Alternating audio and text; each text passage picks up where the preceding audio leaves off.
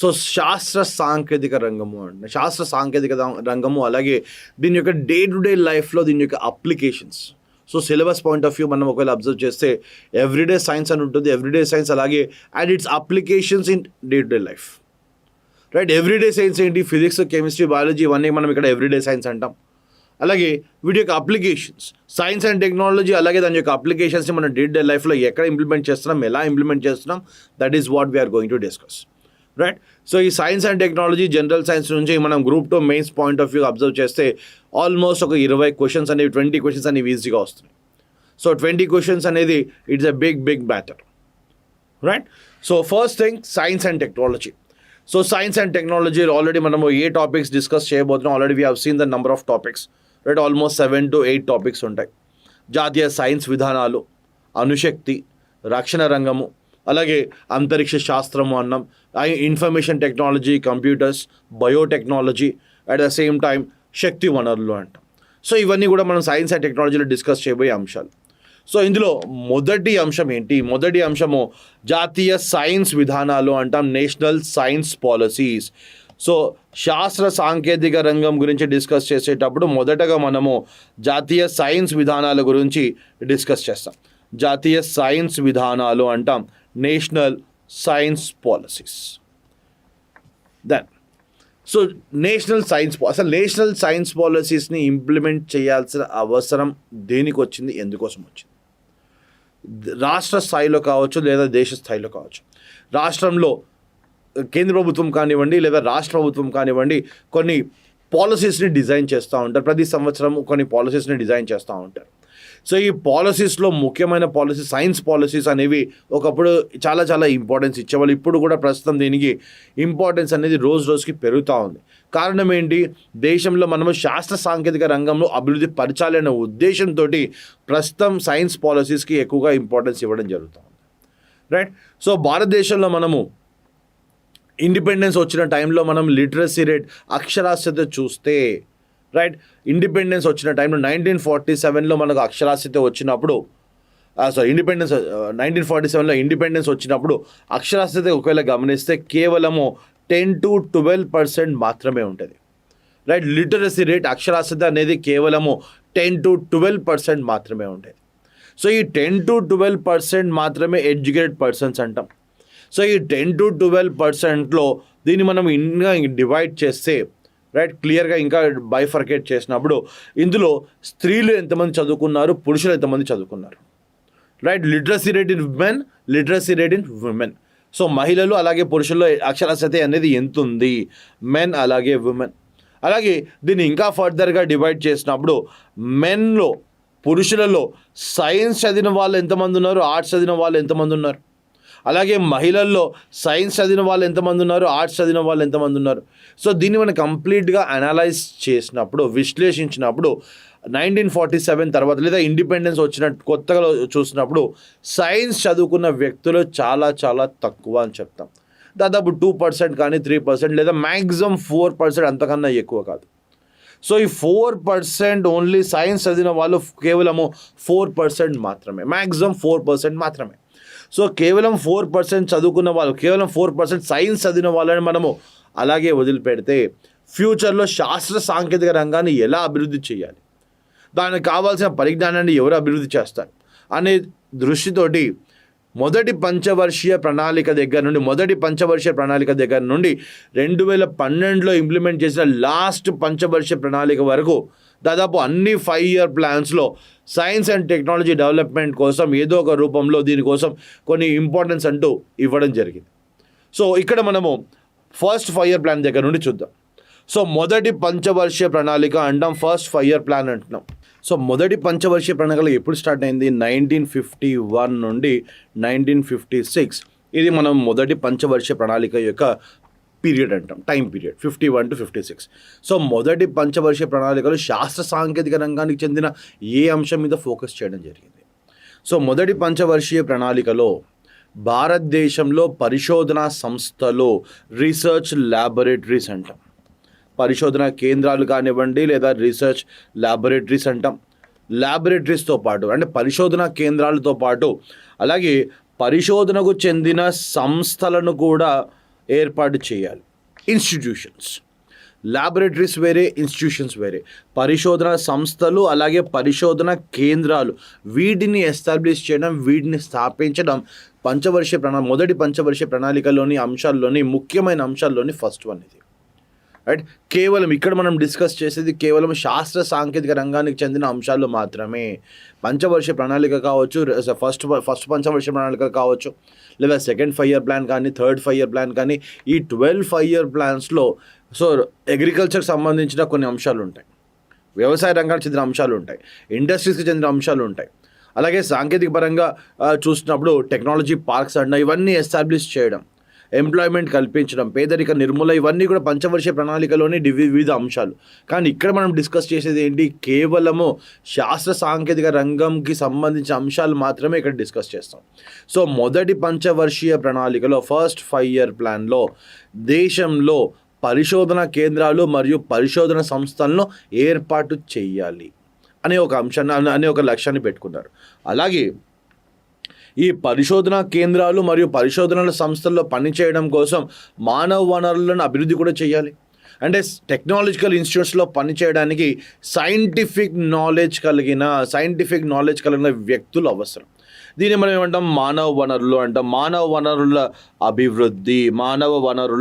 అభివృద్ధి, శాస్త్ర సాంకేతిక పరిజ్ఞానం కలిగిన మానవ వనరుల అభివృద్ధి కూడా మొదటి పంచవర్షీయ ప్రణాళికలోని ఒక అంశం, ముఖ్యమైన important point.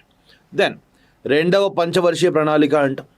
Second 5 year plan ఎప్పుడు స్టార్ట్ అయింది? సెకండ్ 5 ఇయర్ ప్లాన్ అనేది 1956 నుండి 1961 అంటాం. ఇది సెకండ్ 5 ఇయర్ ప్లాన్.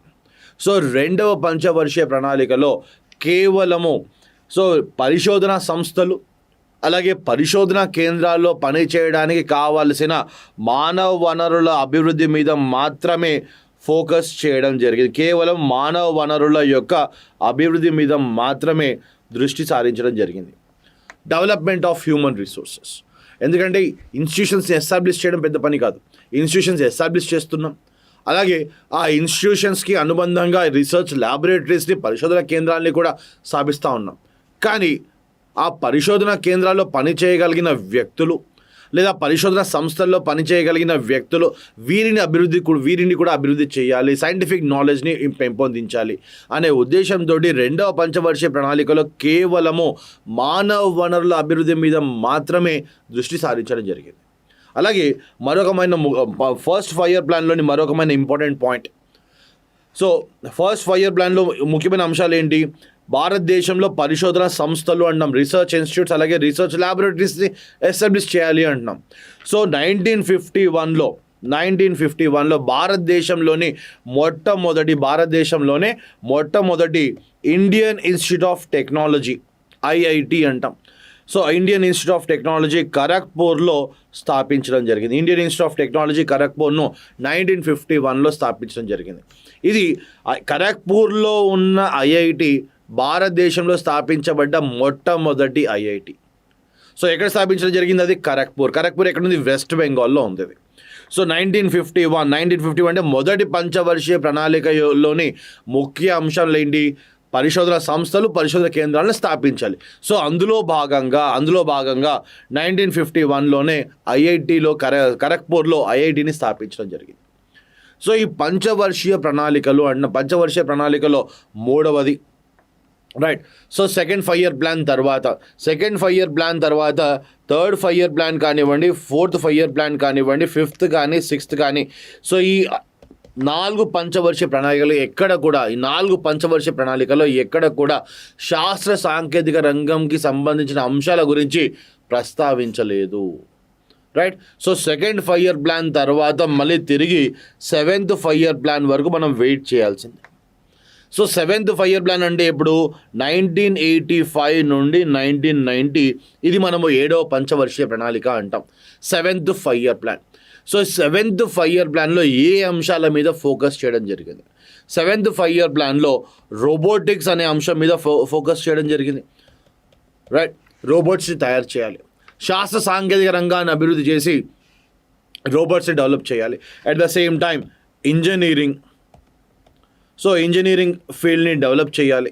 అలాగే టెలిమెట్రీ అంటాం, టెలిమెట్రీ కానివ్వండి, లేదా ఆస్ట్రానమీ కానివ్వండి, టెలిమెట్రీ అంటున్నాం. At the same time instrumentation, ఇవన్నీ ఈ రంగాల మీద ఫోకస్ చేయాలి. వీటితో పాటు బయోటెక్నాలజీ, సో ఈ రంగాల మీద ఫోకస్ చేయాలనేసి 1985 నుండి 1990 ఈ కాలంలో రూపొందించిన 7వ పంచవర్ష ప్రణాళికలోని ముఖ్య అంశాలు ఇవి. సో 7th 5-year ప్లాన్లో కేవలము టెక్నాలజీ రిలేటెడ్ ఇష్యూస్ మీద మాత్రమే ఫోకస్ చేశారు. అంటే ఏంటి అవి? రోబోటిక్స్, టెక్నాలజీ యూస్ చేసి మనిషి లాంటి వ్యక్తిని రూపొందించాలి, మనిషిలాగా పనిచేసే వ్యక్తిని రూపొందించాలి. దాన్ని మనం రోబోటిక్స్ అంటాం. ఆ రోబోట్స్లో కావాల్సిన ఐసీస్ కానివ్వండి, మైక్రో ప్రాసెసర్స్ కానివ్వండి, కెపాసిటర్స్ కానివ్వండి, కండక్టర్స్ కానివ్వండి, ఇవన్నింటిని రూపొందించేది ఏంటి? ఇన్స్ట్రుమెంటేషన్ అంటాం.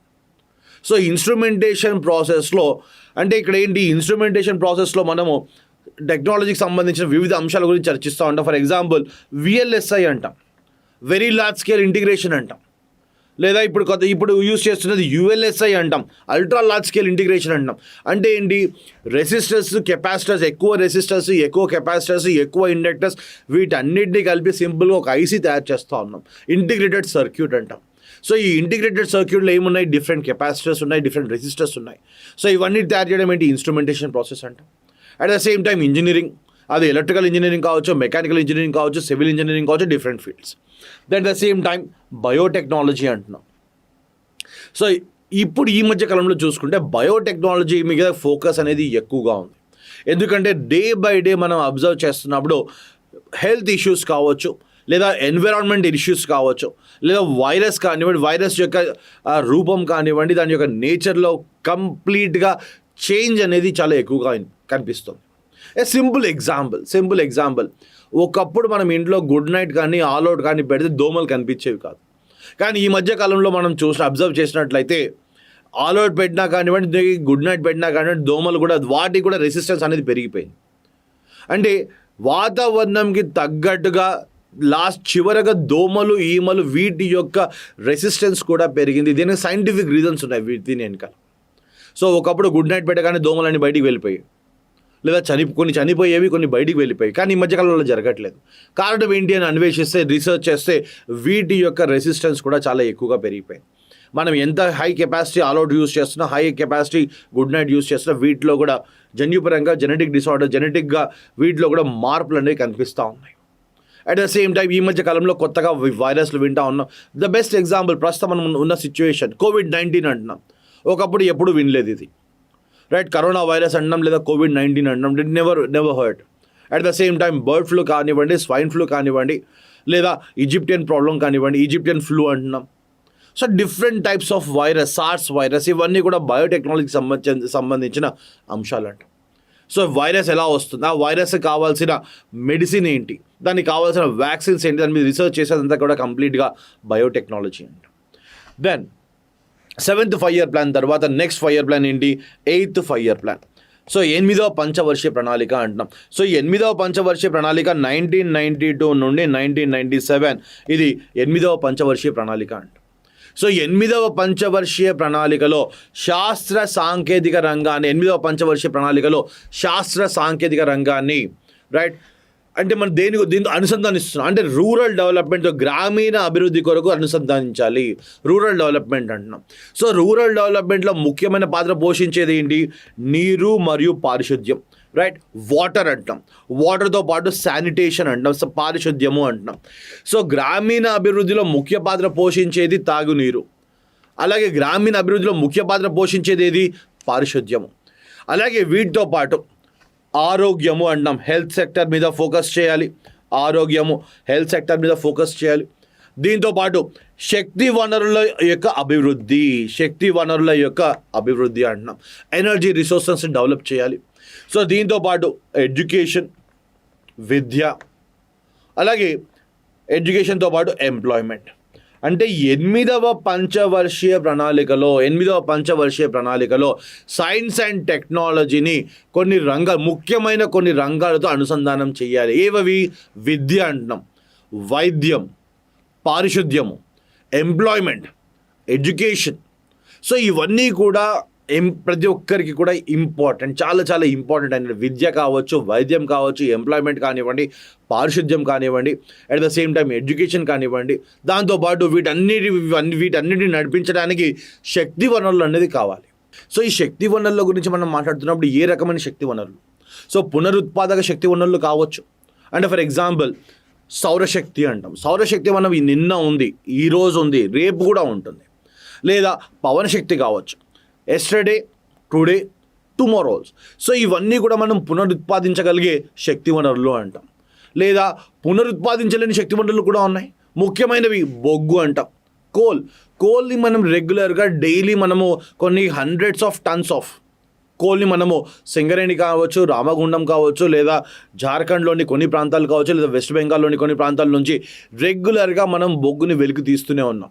కానీ ఈరోజు మనం ఒకవేళ బొగ్గుని వెలికి తీస్తే భావితరాలకు నెక్స్ట్ ఫ్యూచర్ జనరేషన్స్కి మనం బొగ్గు ఎక్కడి నుంచి ఇస్తాం?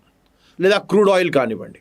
సో వీటిని బొగ్గు కానివ్వండి, క్రూడ్ ఆయిల్ కానివ్వండి, వీటిని మనం పునరుత్పాదించలేము. సో ఈ శక్తి వనరులను అభివృద్ధి చేయాలి. సో ఆ శక్తి వనరులను మనము గ్రామీణ అభివృద్ధి కొరకు ఎలా దాన్ని ఉపయోగించాలి? శాస్త్ర సాంకేతిక రంగాన్ని ఉపయోగించి విద్య, వైద్యం, ఆరోగ్యం, పారిశుద్ధ్యము, అలాగే దానితో పాటు ఉపాధి కూడా కల్పించాలనే ఉద్దేశంతో 8వ పంచవర్ష ప్రణాళికలో వీటన్నిటి గురించి చర్చించడం జరిగింది. సో 8వ పంచవర్షీయ ప్రణాళిక తర్వాత 9th 5-year ప్లాన్ అంటాం, 9వ పంచవర్షీయ ప్రణాళిక. సో ఈ 9వ పంచవర్షీయ ప్రణాళిక 1997 నుండి 2002 ఇది 9వ పంచవర్షీయ ప్రణాళిక. సో 8th 5-year ప్లాన్ అలాగే 9th 5-year ప్లాన్, ఈ రెండింటిని మనం అబ్జర్వ్ చేస్తున్నప్పుడు ఈ రెండు కూడా 1990s డికేడ్ అంటాం, డికేడ్ ఆఫ్ 1990s, 90 దశాబ్దము అంటాం. సో ఒకటి 1992 నుంచి 1997, ఇంకొకటి 97 నుంచి 2002. సో ఈ 90 దశాబ్దాన్ని మనం అంతర్జాతీయంగా ఒకవేళ అంతర్జాతీయ రాజకీయ పరిమాణాలు ఏవైతే ఉన్నాయో, రైట్, పొలిటికల్ చేంజెస్ని మనం కంటిన్యూస్గా అబ్జర్వ్ చేస్తున్నట్లయితే అంతర్జాతీయ స్థాయిలో, ఇంటర్నేషనల్ లెవెల్లో టెక్నాలజీ ఎక్స్చేంజ్ మీద కంట్రోల్ చాలా పెరిగిపోయింది. టెక్నాలజీ కంట్రోల్ అనేది చాలా పెరిగిపోయింది. అంటే కొన్ని దేశాలు మాత్రమే, అంటే ఫర్ ఎగ్జాంపుల్ మాత్రమే ఇది. సో యుఎస్ఏ కానివ్వండి, లేదా యూకే కానివ్వండి, లేదా ఫ్రాన్స్ కానివ్వండి, at the same time China, Russia, so ఇలా కొన్ని దేశాలు ప్రపంచం మీద ఆధిపత్యం చలాయించడానికి చాలా ప్రయత్నం చేశాయి. సో అందులో భాగంగా టెక్నాలజీ ట్రాన్స్ఫర్, సాంకేతిక పరిజ్ఞానం యొక్క బదిలీని దాదాపు అన్ని విధాలుగా సాయశక్తులా దాన్ని కంట్రోల్ చేయడానికి ప్రయత్నం చేశాయి. సో ఫర్ ఎగ్జాంపుల్ చూసినప్పుడు సో 1984లో రూపొందించిన 1985లో ఏర్పడ్డ ఆస్ట్రేలియన్ గ్రూప్ కానివ్వండి, 1985లో ఏర్పడిన ఆస్ట్రేలియన్ గ్రూప్ కానివ్వండి, లేదా 1996లో రూపొందించిన వాసినార్ అగ్రిమెంట్ కానివ్వండి, వాసినార్ ఒప్పందము అంటాం. అలాగే 1996లోని సిటీబీటీ ఒప్పందం కానివ్వండి. సో వీటిని మనం ఒకవేళ రెగ్యులర్గా నిశ్చితంగా అబ్జర్వ్ చేస్తున్నట్లయితే, ఎస్పెషల్లీ ముఖ్యంగా సాంకేతిక పరిజ్ఞానం యొక్క అభివృద్ధి, సాంకేతిక పరిజ్ఞానం యొక్క బదిలీ, సాంకేతిక పరిజ్ఞానం యొక్క ఎక్స్పోర్ట్, ఎగుమతులు కావచ్చు, దిగుమతులు కావచ్చు, అలాగే వీటితో పాటు అణుబాంబుల యొక్క ఎక్స్పోర్ట్ కానివ్వండి, ఇంపోర్ట్ కానివ్వండి, లేదా అణుబాంబులు తయారు చేయడానికి కావాల్సిన సాంకేతిక పరిజ్ఞానం యొక్క బదిలీ కానివ్వండి, వాటి యొక్క ఇంపోర్ట్ కానివ్వండి, వాటి యొక్క ఎక్స్పోర్ట్ కానివ్వండి, వీటిని నియంత్రించడం కోసం అభివృద్ధి చెందిన దేశాలు ఏవైతే ఉన్నాయో వాటి యొక్క శాయశక్తుల వాటిని ప్రయత్నం చేశాయి. సో అందుకే 1997-2002 ఈ కాలంలో రూపొందించిన పంచవర్ష ప్రణాళిక, 9వ పంచవర్ష ప్రణాళిక యొక్క ముఖ్య ఉద్దేశము సెల్ఫ్ రిలయన్స్ అంటాం. సెల్ఫ్ రిలయన్స్ అంటే ఏంటి? స్వావలంబన. వేరే దేశాల మీద ఆధారపడకూడదు అనే ముఖ్య ఉద్దేశంతో సెల్ఫ్ రిలయన్స్, స్వావలంబన, దీనికి ప్రాముఖ్యత ఇవ్వడం జరిగింది. దీనికి ఉదాహరణ కూడా మనం చెప్తాం. సో ఇస్రో గురించి మాట్లాడుతున్నప్పుడు జిఎస్ఎల్వి వాహక నౌకలో ఇంధనాన్ని మనం 3 దశలో ఉపయోగిస్తాం. సో మొదటి దశ ఫస్ట్ స్టేజ్లో ఘన రూపంలో ఉన్న ఇంధనాన్ని ఉపయోగిస్తాం. రెండవ దశలో ద్రవ రూపంలో ఉన్న ఇంధనాన్ని ఉపయోగిస్తాం. మూడవ దశలో క్రయోజెనిక్ ఇంధనాన్ని ఉపయోగిస్తాం. మూడవ దశలో క్రయోజనిక్ ఇంధనాన్ని ఉపయోగిస్తాం.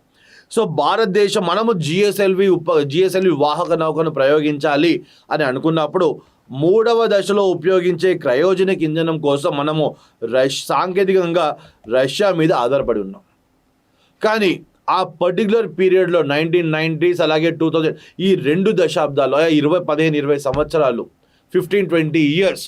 సో అభివృద్ధి చెందిన దేశాలు ఏవైతే ఉన్నాయో, అభివృద్ధి చెందుతున్న దేశాలు ముఖ్యంగా భారతదేశానికి సాంకేతిక పరిజ్ఞానం అందించకూడదనే ముఖ్య ఉద్దేశంతో ఎన్నో చట్టాలు తీసుకురావడానికి ట్రై చేశాయి, లేదా ఎన్నో ఒప్పందాలు వాస్తవ రూపం దాల్చడానికి ప్రయత్నం చేశారు. కానీ అప్పటికే రష్యాతో మనం ఒప్పందం చేసుకున్నాం. ఏ ఒప్పందం ఏంటి? భారతదేశంలో జిఎస్ఎల్వి వాహక నౌకను ప్రయోగించడం కోసం మనకు కావాల్సిన సాంకేతిక పరిజ్ఞానం రష్యా వాళ్ళు ముందు అందిస్తామని ఒప్పుకున్నారు. కానీ ప్రపంచ దేశాల ఒత్తిడి మేరకు, ముఖ్యంగా అమెరికా యొక్క ఒత్తిడి మేరకు చివరి దశలో లాస్ట్ స్టేజ్లో క్రయోజనిక్ ఇంధనాన్ని మేము ఈ కావాల్సిన సాంకేతిక పరిజ్ఞానాన్ని అందించలేము అనేసి వాళ్ళు వెనకడుగు వేయడం జరిగింది.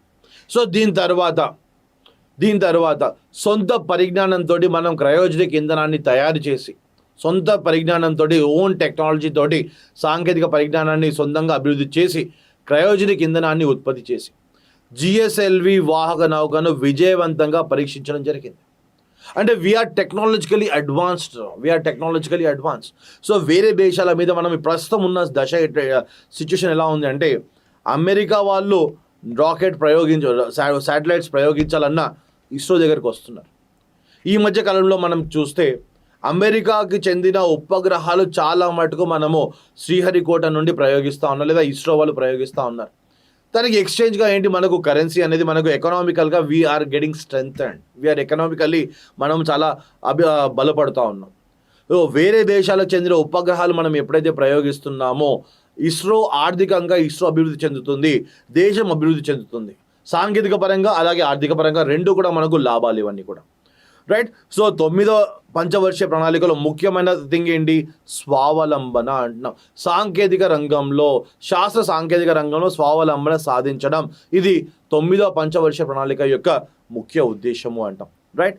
దెన్ 9వ పంచవర్ష ప్రణాళిక తర్వాత 10th 5-year ప్లాన్లో సైన్స్ అండ్ టెక్నాలజీకి ఇంపార్టెన్స్ ఇవ్వలేదు. సో దీని తర్వాత 11th 5-year ప్లాన్ అంటాం. 11th 5-year ప్లాన్ అనేది 2007 సంవత్సరం నుంచి 2012 అంటాం. 2007 సంవత్సరం నుంచి 2012 ఇది 11వ పంచవర్ష ప్రణాళిక, right? 11th 5-year plan. So ఈ 11th 5-year ప్లాన్లో దేనికి ఇంపార్టెన్స్ ఇవ్వడం జరిగింది? నవకల్పన, రైట్? ఏదైనా కొత్తగా సృష్టించాలి, రైట్? దాన్ని మనం ఏమంటాం? ఇన్నోవేషన్ అంటాం. సో ఏదైనా కొత్తగా సృష్టించాలి, దాని మీద ఫోకస్ చేయడం జరిగింది. నవకల్పన విధానాన్ని ప్రోత్సహించడం జరిగింది. సో ఇన్నోవేషన్ అంటే ఏంటి? నవకల్పన అంటే ఏంటి?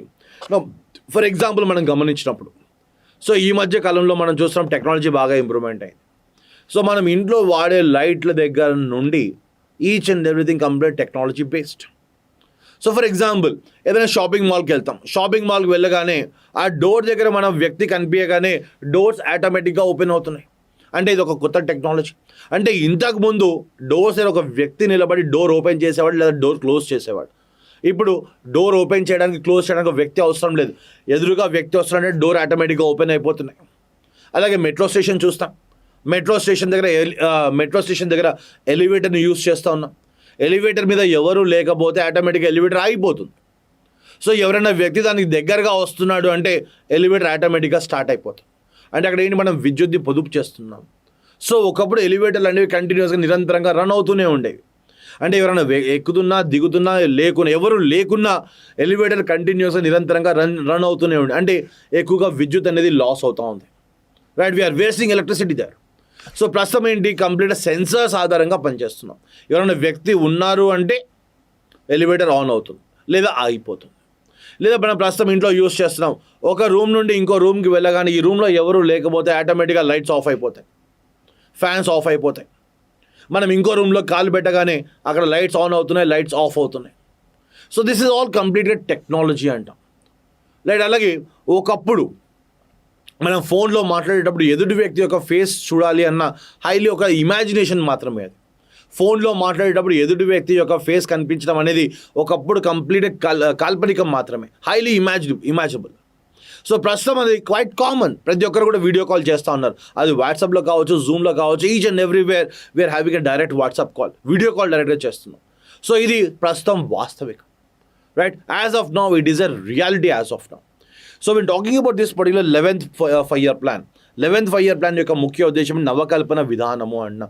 సో ఏదైనా మనం కొత్తగా సృష్టిస్తే దానికి కావాల్సిన ఆర్థిక సపోర్ట్ కానివ్వండి, దానికి కావాల్సిన ఆర్థికపరమైన అంశాలు కానివ్వండి, లేదా దానికి కావాల్సిన పాలనాపరమైన అంశాలు కానివ్వండి, వీటికి హెల్ప్ఫుల్గా కేంద్ర ప్రభుత్వం నుండి లేదా రాష్ట్ర ప్రభుత్వం నుండి మనకు కావాల్సిన సపోర్ట్ అనేది మనకు లభిస్తూ ఉంటుంది.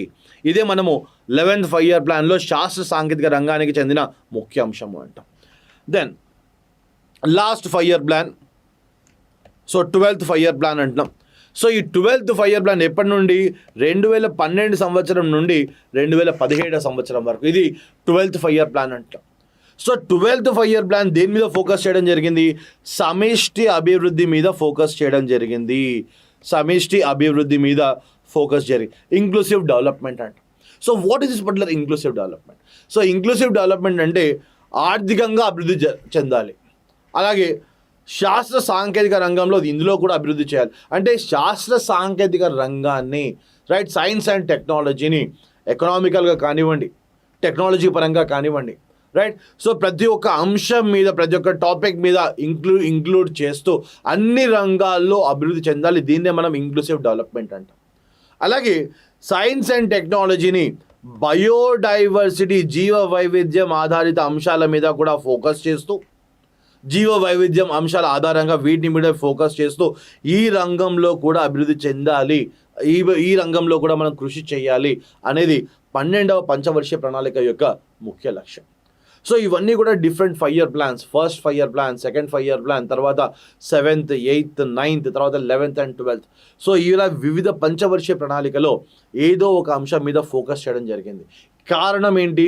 భారతదేశంలో శాస్త్ర సాంకేతిక రంగం యొక్క అభివృద్ధి, అదొక్కటే దీని యొక్క లక్ష్యం.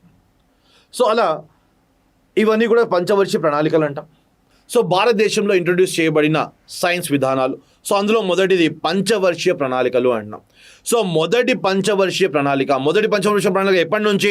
1951 నుండి 1956 ఫస్ట్ 5-year ప్లాన్ అంట.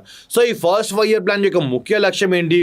కొత్త జాతీయ ప్రయోగశాలలు, పరిశోధన కేంద్రాలు, ప్రయోగశాలలు, అలాగే పరిశోధన సంస్థలను ఎస్టాబ్లిష్ చేయాలి మరియు పరిశోధన సంస్థలను ఏర్పాటు చేయడం, రైట్. ఇది మొదటి పంచవర్షీయ ప్రణాళికలోని ముఖ్య అంశం. సో దీంతో పాటు రెండవ పంచవర్షీయ ప్రణాళిక ఎప్పటి నుండి? 1956 నుండి 1961 అన్నాం. సో 1956 నుండి 1961 ఇది రెండవ పంచవర్షీయ ప్రణాళిక అంటున్నాం. సో రెండవ పంచవర్షీయ ప్రణాళిక యొక్క ముఖ్య ఉద్దేశం ఏంటి? పరిశోధనా సంస్థలు, అలాగే ప్రయోగశాలలో పనిచేయుటకు మానవ వనరులను అభివృద్ధి చేయడం, శాస్త్రీయ పరిజ్ఞానము కలిగిన మానవ వనరులను అభివృద్ధి చేయాలి అనే ఉద్దేశంతో రెండవ పంచవర్షీయ ప్రణాళికలో వీటి మీద ఇంపార్టెన్స్ ఇవ్వడం జరిగింది. సో దీని తర్వాత రైట్ 7th 5-year ప్లాన్ అంటాం. సో 7th 5-year ప్లాన్ ఏంటి? 1985 నుండి 1990 ఇది 7th 5-year plan. So micro electronics, informatics, telemetry, robotics, material science, instrumentation, biotechnology, biomedicine, engineering, so ఈ రంగాల మీద దృష్టి సారించాలి, రైట్, దృష్టి పెట్టాలనే ఉద్దేశంతో 7th 5-year ప్లాన్లో వీటి మీద ఫోకస్ చేయడం జరిగింది. దెన్ 8వ పంచవర్షీయ ప్రణాళిక 8th 5-year ప్లాన్ 1992 నుండి 1997 8th 5-year plan. So 8th 5-year ప్లాన్లో ఏం చేసాం? వేటి మీద దృష్టి పెట్టాం? శాస్త్ర సాంకేతిక రంగాన్ని గ్రామీణ అభివృద్ధి కొరకు ఉపయోగించాలి. ఎలా? గ్రామీణ అభివృద్ధి కొరకు మనకు కావాల్సిన ముఖ్యమైనవి ఏంటి? నీరు, అలాగే ఆరోగ్యము, అలాగే పారిశుద్ధ్యము. సో వీటితో పాటు ఎడ్యుకేషన్ ఉండాలి, ఉపాధి ఉండాలి, ఎంప్లాయ్మెంట్ ఉండాలి. సో ఈ రంగాల మీద మనం దృష్టి పెట్టినప్పుడు గ్రామీణ అభివృద్ధిని మనము తోడ్పడుతూ ఉంటాం, right. Then 9th 5-year plan 9వ పంచవర్షీయ ప్రణాళిక ఎప్పటి నుండి? 1997 నుండి 2002 ఇది మనం 9వ పంచవర్షీయ ప్రణాళిక అంటాం. సో 9వ పంచవర్షీయ ప్రణాళికలో స్వావలంబన, సెల్ఫ్ రిలయన్స్ మీద ఫోకస్ చేయడం జరిగింది. కారణం ఏంటి? హై టెక్నాలజీ ఉద్యమంపై పెరుగుతున్న ప్రపంచ దేశాల ఆంక్షల కారణంగా. సో 90s డికేడ్ మనం చూస్తున్నట్లయితే 90 దశాబ్దం మనం ఒకసారి గమనించినప్పుడు హై టెక్నాలజీ కోసం, శాస్త్ర సాంకేతిక పరిజ్ఞానం కోసం సో ప్రపంచ దేశాల్లో ఒక రేస్ అనేది ఒక స్టార్ట్ అయింది. అలాగే వాటి మీద ఆంక్షలు అనేవి పెరుగుతూ వచ్చాయి. సో దాన్ని దృష్టిలో పెట్టుకొని స్వయం సమృద్ధి లేదా స్వావలంబన సాధించాలనే ఉద్దేశంతో 9వ పంచవర్ష ప్రణాళికలో దీని మీద ఫోకస్ చేయడం జరిగింది. సో దీని తర్వాత 11th 5-year ప్లాన్ అంటాం, 11వ పంచవర్షీయ ప్రణాళిక. సో 11వ పంచవర్షీయ ప్రణాళిక ఏంటి? జాతీయ స్థాయిలో నవకల్పనల విధానాన్ని ప్రవేశపెట్టాలి. జాతీయ స్థాయిలో నవకల్పనల విధానాన్ని, నేషనల్ ఇన్నోవేషన్ పాలసీ అంటాం. కొత్తగా ఏదైనా సృష్టించాం, కొత్తగా ఏదైనా తయారు చేసాం. సో మనం తయారు చేసినది మార్కెట్లో ప్రాచుర్యం పొందాలి, మనం తయారు చేసినది మార్కెట్లో అభివృద్ధి చెందాలి. సో దానికి కావాల్సిన ఆర్థిక వనరులు కానివ్వండి, దానికి కావాల్సిన పర్మిషన్స్ కానివ్వండి, ఇవన్నిటికీ కూడా గవర్నమెంట్ సపోర్ట్ అనేది మనకు నిరంతరంగా ఉంటుంది. సో ఇది మనం 11వ పంచవర్షీయ ప్రణాళిక అంటే. సో దీని తర్వాత 12th 5-year plan, last 5-year plan. So 12వ పంచవర్షీయ ప్రణాళికను మధ్యలోనే ఆపేశారు. దీని తర్వాత నీతి ఆయోగ్ అనేది ఇంప్లిమెంటేషన్లోకి వచ్చింది, పిక్చర్లోకి రావడం జరిగింది. సో 12వ పంచవర్షీయ ప్రణాళిక దీని యొక్క ముఖ్య ఉద్దేశం ఏంటి? సమిష్టి ఆరోగ్యము అంటున్నాం, right? Inclusive development, inclusive health. So science and టెక్నాలజీని ఇంక్లూడ్ చేసుకుంటూ హెల్త్ మీద ఫోకస్ చేయాలి, జీవ వైవిధ్యం మీద ఫోకస్ చేయాలి. సో జీవ వైవిధ్యం మీద ఫోకస్ చేస్తూ ఉపాధి పొందాలి. ఇది 12వ పంచవర్ష ప్రణాళిక యొక్క ముఖ్య ఉద్దేశము.